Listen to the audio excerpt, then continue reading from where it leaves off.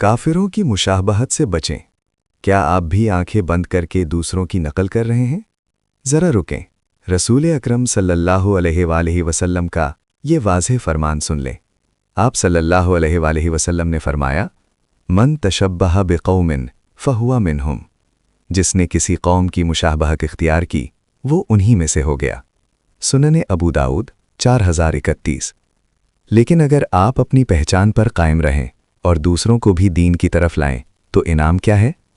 नबी करीम सल्लल्लाहु अलैहि वसल्लम ने फरमाया, अगर तेरी रहनुमाई से एक इंसान भी राह रास्त पर आ गया, तो ये तेरे लिए कीमती सुर्ख ऊंटों से भी बेहतर है। सही मुस्लिम 2333।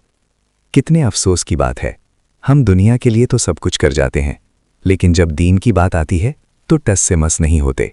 अगर इस पुरफितन दौर में आपकी वजह से कोई दीन से जुड़ गया, तो ये आपके लिए बहुत बड़ा सदक़ा जारिया होगा।